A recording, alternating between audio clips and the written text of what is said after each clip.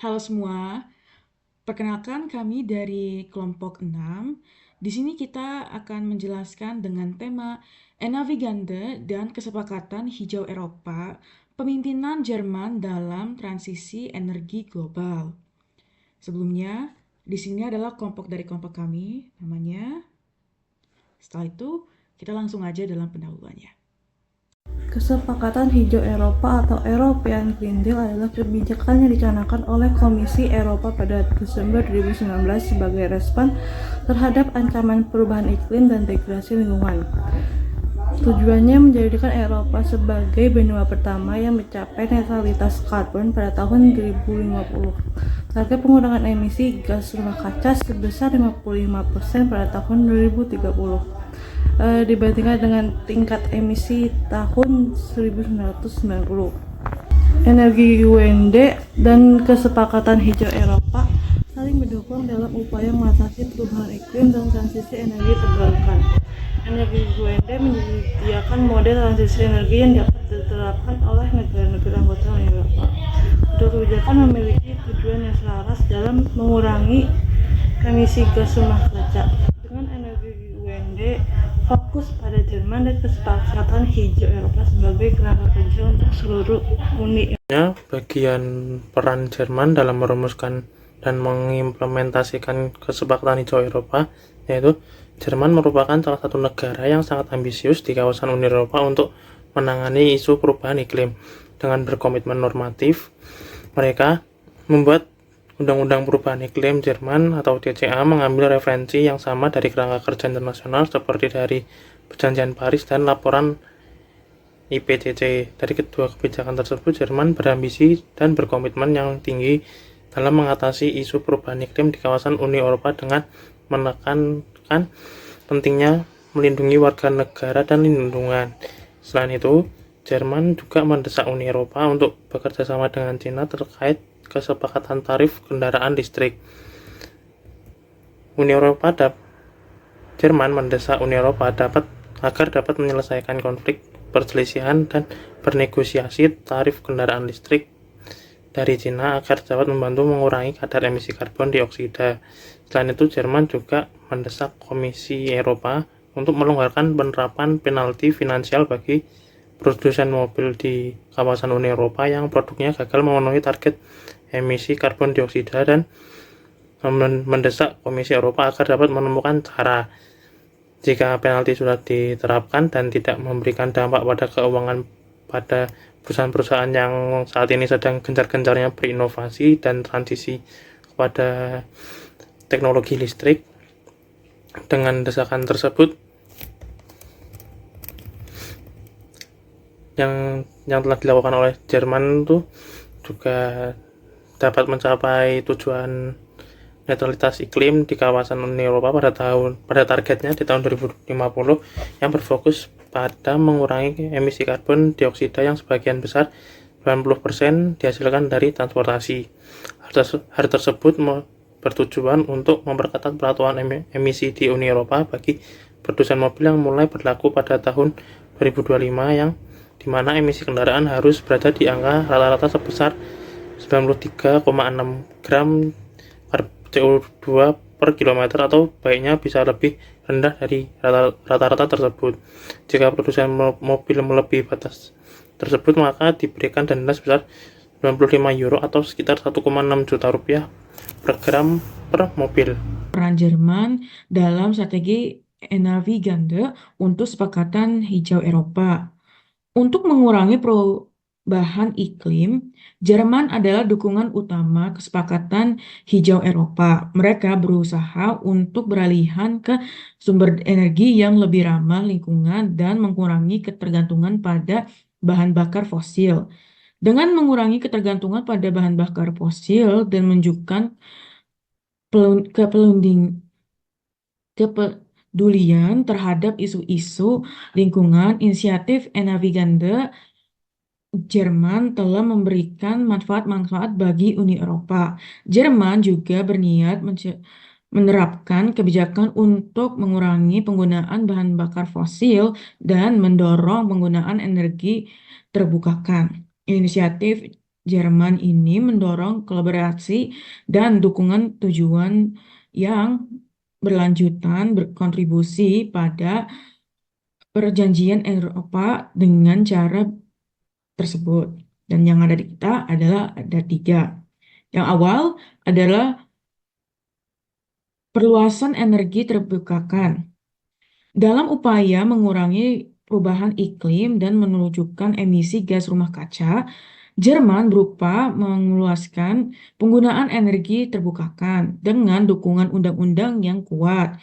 Mereka telah menerapkan tujuan yang ambisius untuk meningkatkan jumlah energi terbukakan. Pada tahun 2023, hampir 69% listrik publik akan berasal dari tenaga surya, menjadikan salah satu sumber utama.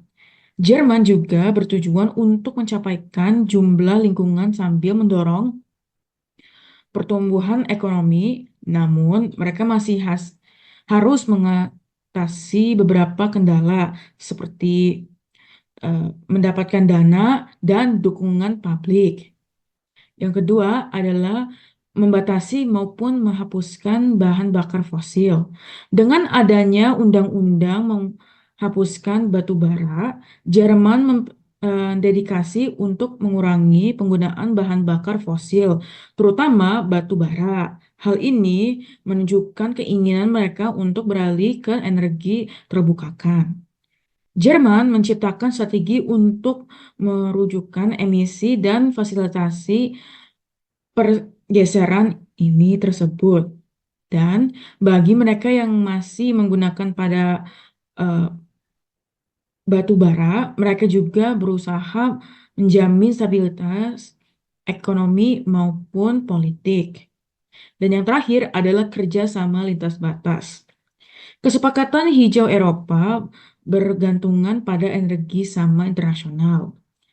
Negara-negara Eropa harus bekerja sama dengan memecahkan masalah-masalah polusi yang meningkatkan efisiensi energi. Namun, berperan peraturan menimbulkan kesulitan untuk proyek energi terbukakan lintas batas.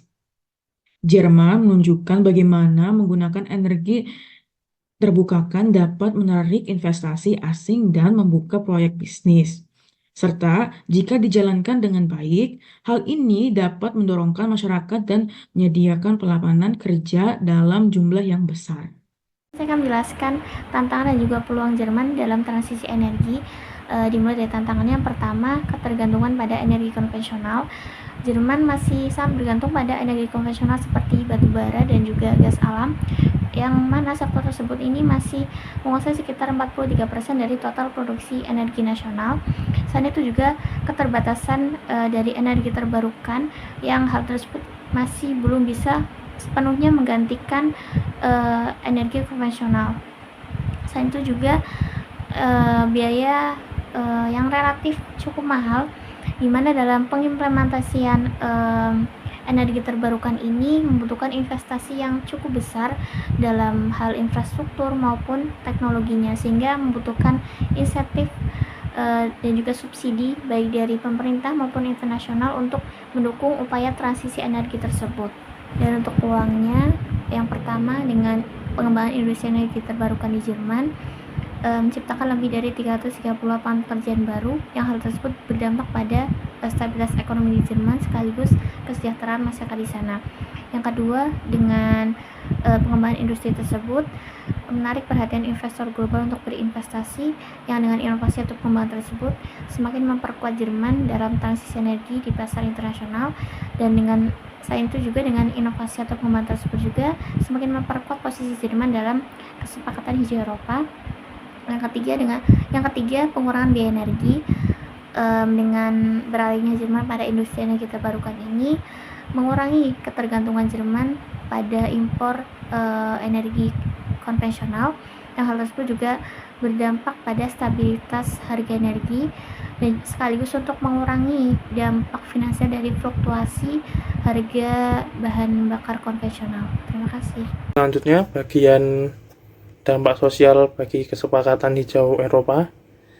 yaitu kesepakatan hijau Eropa yang diinisiasi oleh Uni Eropa tidak hanya memberikan dampak pada aspek lingkungan dan ekonomi, tetapi juga memberikan dampak ke sosial yang signifikan sebagai salah satu kebijakan paling ambisius di kawasan Uni Eropa untuk mengatasi isu perubahan iklim, yaitu kesepakatan hijau Eropa yang bertujuan untuk mengubah seluruh sistem ekonomi dan sosial untuk berkelanjutan. Salah satu dampak sosial dari kesepakatan hijau Eropa yaitu meningkatnya keadilan dan kesejahteraan rakyat. Uni Eropa itu berkomitmen untuk memastikan transisi yang adil dan inklusif bagi semua kalangan. Dalam hal tersebut telah menandakan bahwa pergeseran fokus dari pertumbuhan ekonomi ke arah pembangunan yang berpusat pada manusia dan hak-hak warga Eropa.